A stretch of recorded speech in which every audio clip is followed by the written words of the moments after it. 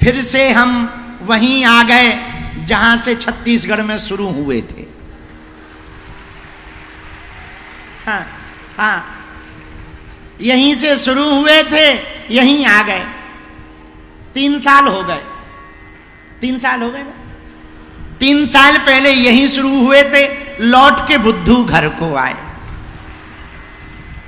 इसी गुड़ियारी वाले हनुमान जी के प्रांगण में, जहां दिव्य रूप में गुड़ियारी वाले हनुमान जी विराजमान हैं, जिनकी कृपा पूरे रायपुर पर बरसती है, जिनका आशीर्वाद लेने के लिए लाखों लोगों का तांता लगा रहता, हजारों लोगों का तांता लगा रहता, ऐसे हनुमान जी के प्रांगण रायपुर में भैया हम अपने ममाना गांव में आ गए हैं।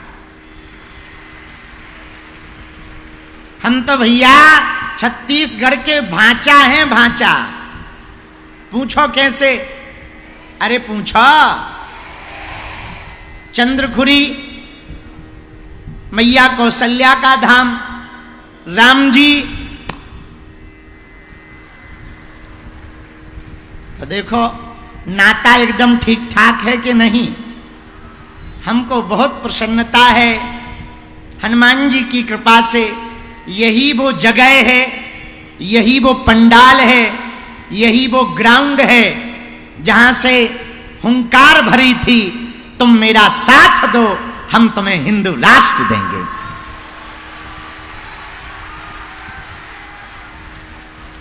बालाजी की अनुकंपा हुई भैया।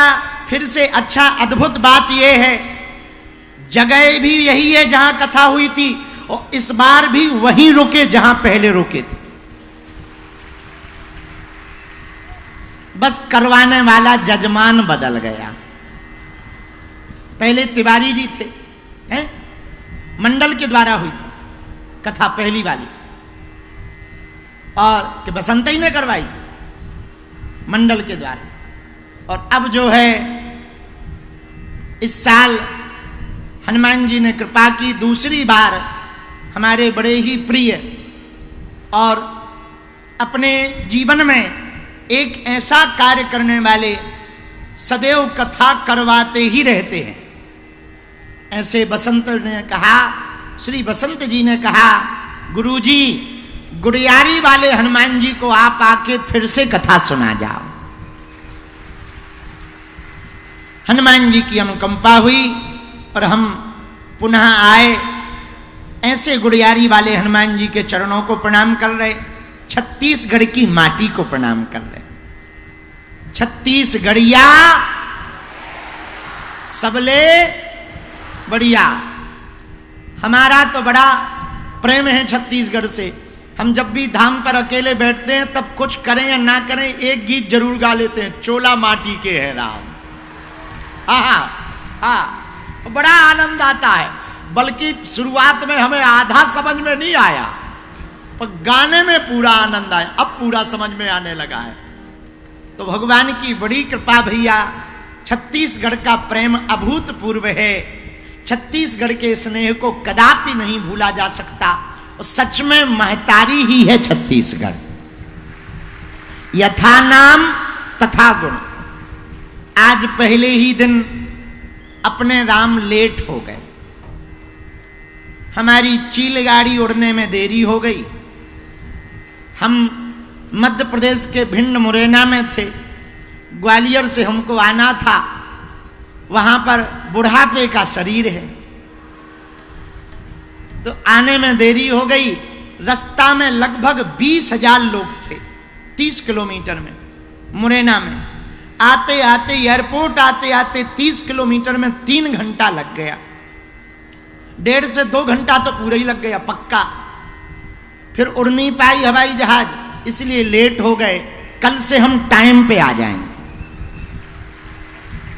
आज पहले ही दिन संतों का समागम हुआ, संत भगवान पधारे और दीप प्रज्वलन का कार्य प्रथम दिवस की कथा में हमारे बड़े ही प्रिय वर्तमान समय में छत्तीसगढ़ विधानसभा अध्यक्ष श्री रमन सिंह जी, आपने दीप प्रज्वलन किया और विनम्रता पूर्वक इस आमंत्रण को स्वीकार किया और संपूर्ण छत्तीसगढ़ की तरफ से उन्होंने स्वागत भी किया।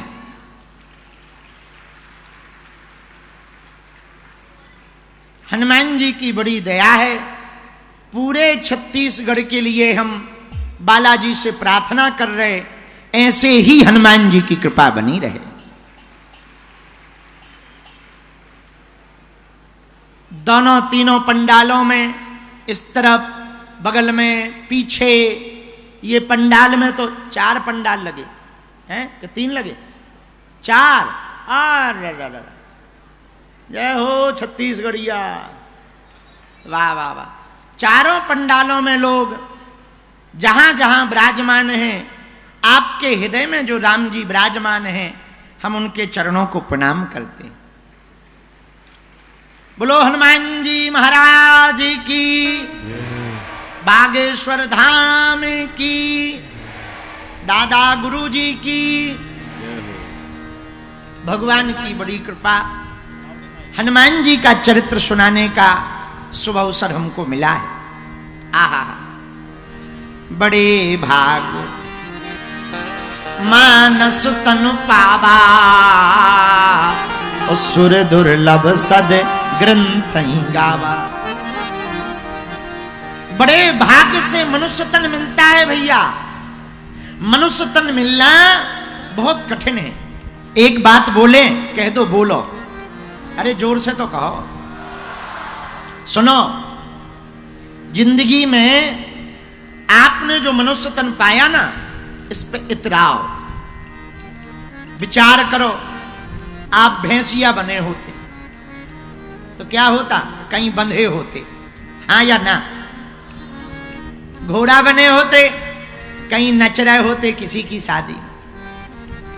भगवान ने क्या बनाया? बोलो बोलो बोलो। मनुष्य बनाया, मानव बनाया। मानव तन 84 लाख योनियों को पार करने के बाद मिलता है। ये बड़ा भाग्य है, मनुष्य तन भगवान ने दिया। लेकिन ये तो भाग्य ही है, पर दूसरा भाग्य भी सुनो। पहला भाग्य ये हो गया, दूसरा सुनो। पूछो क्या? मनुष्य तो बनाया, पर बांग्लादेश का नहीं बनाया, न पाकिस्तान का, भारत का बनाया। विचार करो, आप पाकिस्तान में होते तो क्या कर रहे होते? बम बना रहे होते। और विचारों के बम भी ऐसे बनते हैं, हमारे यहां ऐसे फटाका बन जाते हैं, गलते ही नहीं है, फूटते नहीं है उनके बम। हमने एक पाकिस्तान की न्यूज पढ़ी थी, बम बनाते हुए ऐसा तार फट गया कि खुद ही उड़ गया। हमने कहा इनका तो यही हाल होना है। कल हमने ग्वालियर में एक बयान दिया, कई लोगों ने उल्टा सीधा चला दिया, उससे कोई फर्क नहीं पड़ता।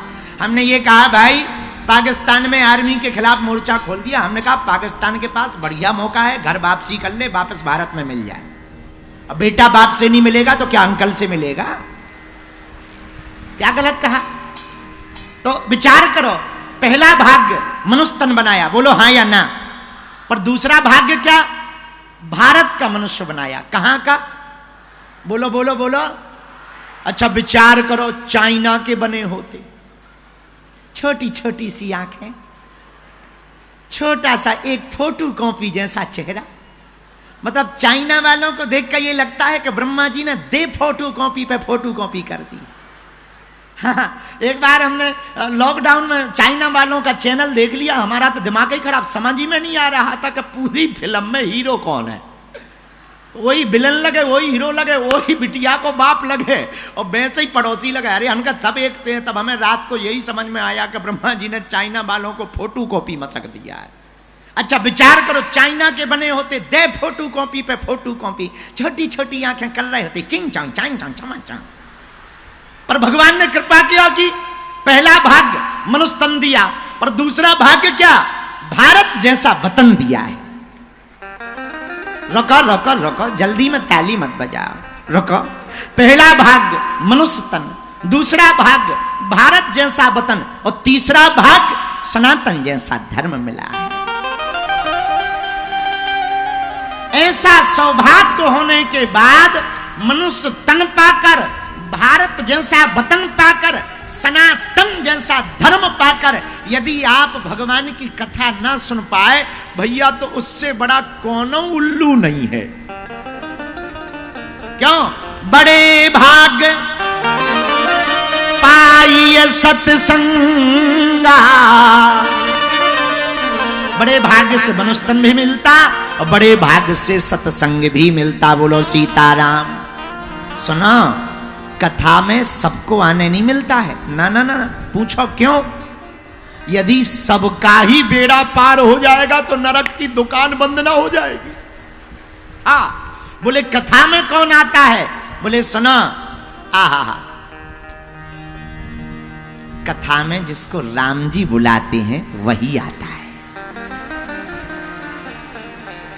ये बात हम नहीं कह रहे, रामायण में तुलसीदास जी ने लिखा, बिनु सत्संग विवेक न होई, बिनु सत्संग विवेक न होई,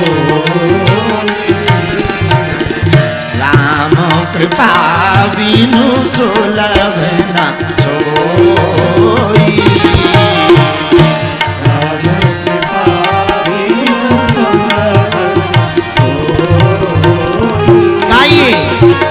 सीताराम सीताराम सीताराम सीताराम सीताराम,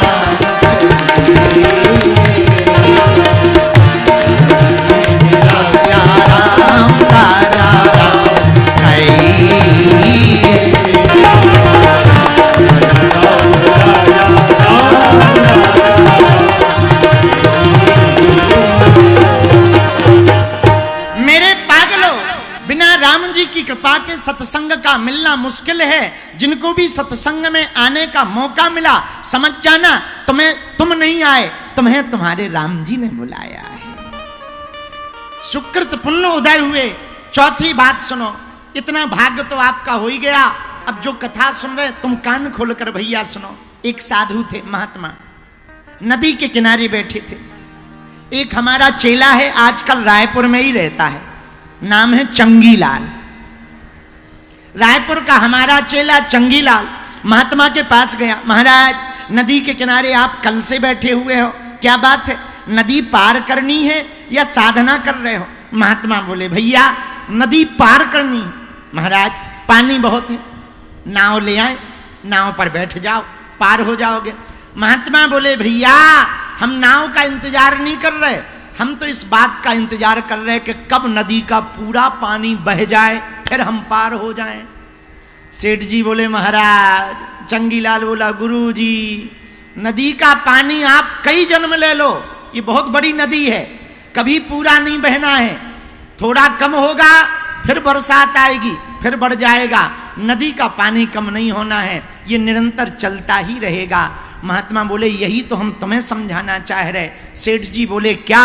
महात्मा बोले, चेले एक बात कहें, तुम कहते हो कल कथा सुनेंगे, परसों कथा सुनेंगे, आज का काम कर लें, कल का काम कर लें, बेटी का विवाह कर लें, फिर भजन करेंगे, बेटा की नौकरी लग जाए फिर भजन करेंगे, पोती पोता का मुंह देख लें फिर भजन करेंगे। अरे सेठ जी, अरे चंगीलाल, ये जिंदगी है, एक ना एक काम लगा ही रहेगा, कभी काम पूरे नहीं होंगे। जैसे नदी का पूरा पानी नहीं बह सकता, वैसे काम भी कभी पूरे नहीं हो सकते।